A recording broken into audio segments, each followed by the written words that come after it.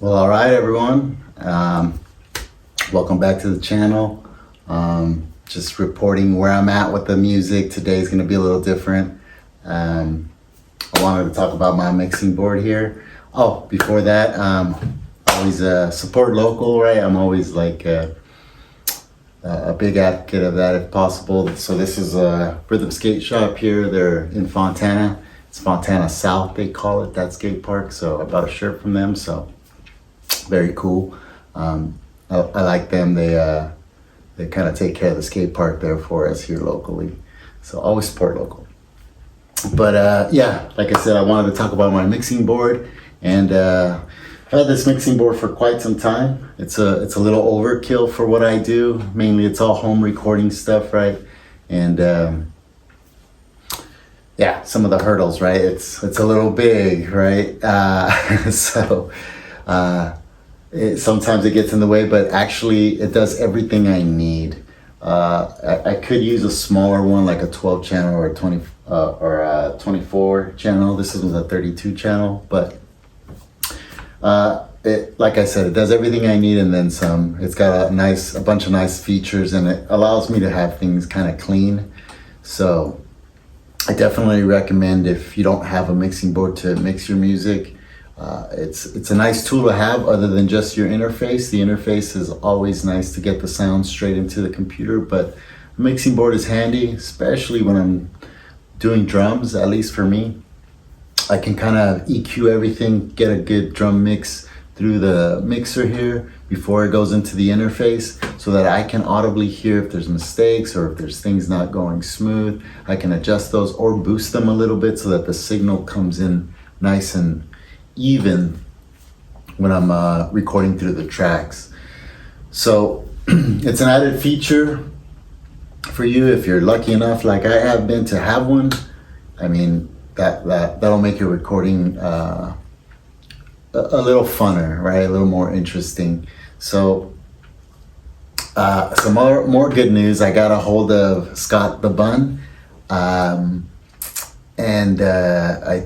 I sent him an email saying, hey man, I just wanted to appreciate you and let you know that because of you I started a YouTube channel. And then I said, hey, would you be interested in playing my music? And he actually said yes. So I'm hoping that I can make that deadline and I can send him my music, because I believe he does it the first Friday of every month. So that's this coming up Friday, which would actually release the song sooner, but it would only be released on his channel, so you'll actually get to hear it there if you're staying in tune. So check it out this Friday, the Bunn. I'm gonna try to get it to him before the deadline, so I'm hoping I can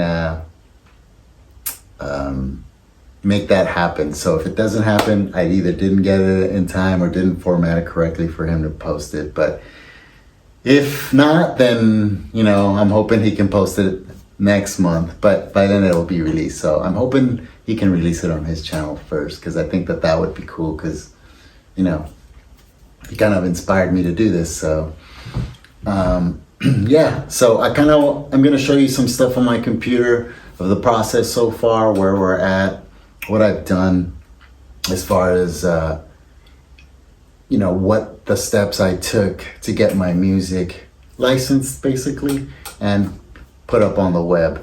So with my copyrights, right, as myself as an artist that owns my material. So that's gonna be pretty cool. So I also, before I show you some of that, I also wanted to talk about the process of the second song. So the second song is giving me a little bit of a headache. That the song actually was recorded almost a year ago now by a drummer buddy and another guitarist. The guitarist had the music pretty much all in his head, all laid out, all mapped out, knew what he wanted, so it made the song recording pretty smooth. And I told him then that I would put it out and kind of mixed here and there and did some stuff, but never really quite got it finished, right?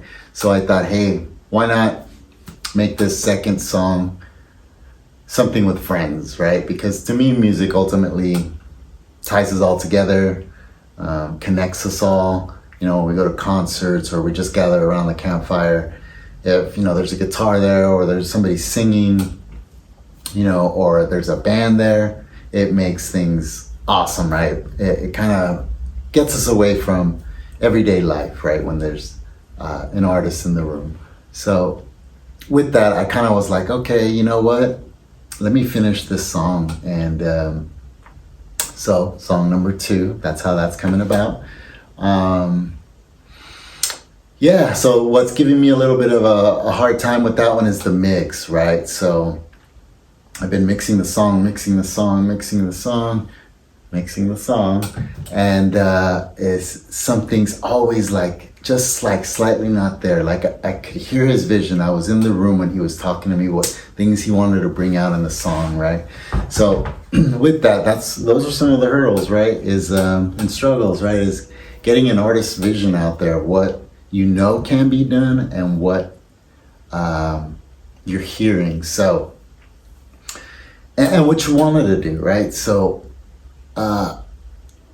when I'm listening to the stuff, I'm like, dude, this is missing that little thing in the background. I hear it in the background because it's recorded, you know, so it's just doing those fine tunes. So I wanted to be done by the end of the month. I'm super close to being done with that one. That'll keep me in line with doing one song a month. And that is taking some time. So I'm very close with that. And I just think that is something important too, is not just totally rushing things and actually taking your time, right? So like I mentioned, there's a couple little parts where, you know, he kind of tracks some things. This particular song is supposed to have somewhat of a live feel. The first song I did with an electronic drum set or beats. I programmed those, right? And I didn't actually use a drum set. I used a keypad on a drum machine to hit the notes and get that groove started for myself. But this one, we actually had a live drummer, so it's acoustic drums. So that definitely brings in another challenge. And yeah, so that's something else to keep in mind. So I'm going to show you some of the process. This one's a little bit different, this particular YouTube. I didn't really know what I wanted to talk about. What I've learned doing this YouTube channel and talking about the music is there's a lot to talk about. There's a lot of things we can cover. There's a lot of things that can help artists, and hopefully that's ultimately what I'm here to do, is kind of help somebody along so that they can post their music together up as well as fast as they can. Because, you know, it's always nice to work on the music, get it set up, and then, you know, you got this nice little demo, but what do you do with it, right? What's the next step? Well, does anybody tell anybody what to do next? No. So you wrote the songs, you spent some money in a studio if that's what you did, or you spent time at home recording it. So how do you upload it? What do you gotta do? So I'm hoping this, when I walk you through some of the costs and some of the things and some of the timelines that I've done, it helps somebody else out too. I'm gonna try to put the links below as well. If I don't do it in this one, look for it in the next ones. I'm gonna try to find some nice links. I'm still a little new to this YouTube, so navigating some of those processes in the background are still a little foreign to me, but definitely gonna try. But yeah, let me show you some of these processes, and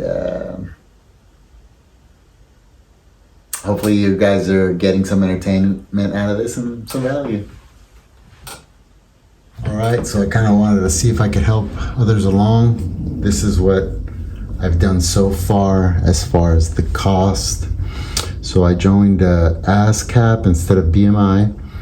I found that it seemed to have some perks that were a little bit more appealing to me, like hotel discounts and a few other things in there that I can't quite remember at the time when I was looking at both options.